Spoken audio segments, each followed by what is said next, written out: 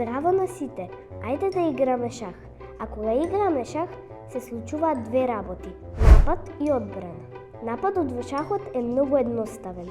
Играме потек со наша фигура и напаѓаме противничка фигура. Кога ќе се нападне кралот, се вика шах. Веднаш мора да го заштитиме нашиот крал, бидејќи кога кралот е во шах и не може да го одбраниме, се случува шахмат и партијата завршува. Дали сте претпоставиле дека само по 3 шаховски потези има над 9 милиони различни можности? Ајде да започнеме. Бидејќи ги научивме движењата на фигурите, редно е да научиме како се напаѓа и како се земаат противничките фигури. Движењето на топот го научивме. На овој диаграм топот го напаѓа противничкиот скокач. Значи, ако противничката фигура се наоѓа на патот на нашата фигура, која напаѓа, тогаш може да биде земена.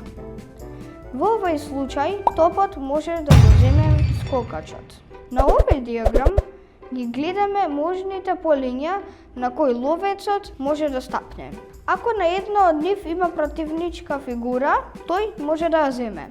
Значи, ловецот може да го земе топот. На овој диаграм ги гледаме можните полиња на кои може да стапне дамата и гледаме дека таа може да го земе противничкиот ловец.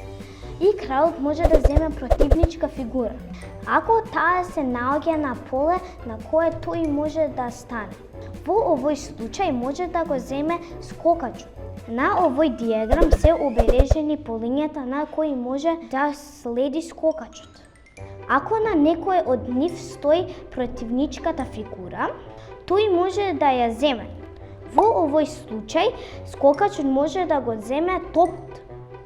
Кога напаѓаме противничка фигура, дејството на нашата фигура завршува до полето на кое се наоѓа нападнатата фигура. Полињата зад неа се недостапни за нашата фигура.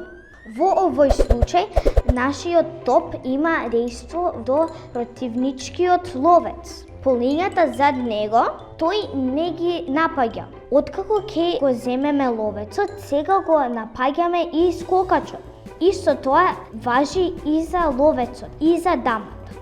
Дамата може да го земе ловецот, но не може да го земе скокачот. Ако на патот ни се наоѓа наша фигура, тогаш противничката фигура за неа е безбедна.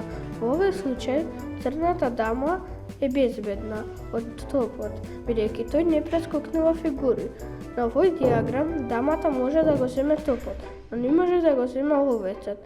И на овој диаграм топот е безбеден, бидејќи на патот на дамата стои нејзиниот скокач. Но ако патот на скокачот стојат противнички или наши фигури, кои не се на полето на кое тој може да стапне, се недвидливи за него. Тој може слободно да ги прескокне. Црниот скокач на Е6 може да го земе противничкиот скокач и топ, но може да скокне и на полињата кои се означени. Овде белиот скокач на Б4 може да ги земе цртните фигури на А2, С2, С6 и Д3, но може и да слета на полето А6. На овој диаграм топот го напаѓа ловецот, дамата го напаѓа топот, а скокачот може да го земе противничкиот скокач. Но ајде да видиме како се напаѓа кралот и како се брани. Кралот е најважната фигура во играта. Ако го изгубиме него, партијата е завршена. Може да ги изгубиме другите фигури, но него не смееме.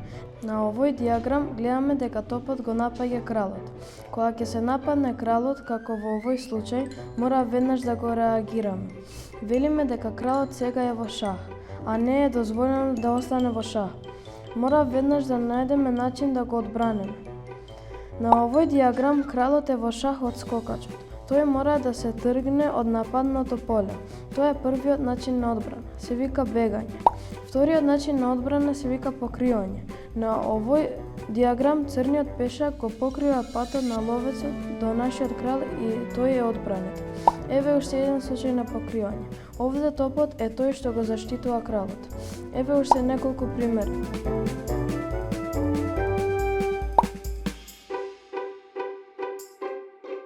Третиот начин на одбрана е земање на противничката фигура што го напаѓа кралот. Дамата го напаѓа кралот, му дава шах, но топот може да ја земе и нашиот крал ќе биде одбранет. На овој диаграм кралот може да ја земе фигурата што го напаѓа, бидејќи таа не е бранета. Значи постојат три видови на одбрана: бегање од нападнато поле, покријање со фигура и земање на противничката фигура. Еве неколку вежби.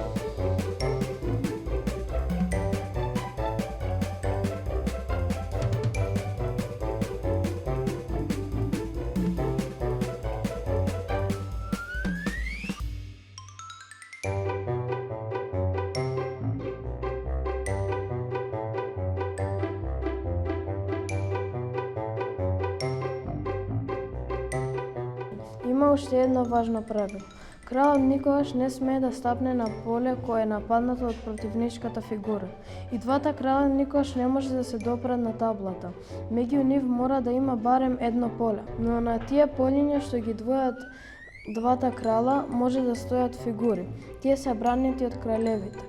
Да запомнеме, полињата меѓу двата крала се многу важни полиња, бидејќи ако наша фигура застане таму, подпомогната од нашиот крал, може да даде мат на противничкиот крал. Но како се дава мат, ќе учиме во следна лекција. Довидување!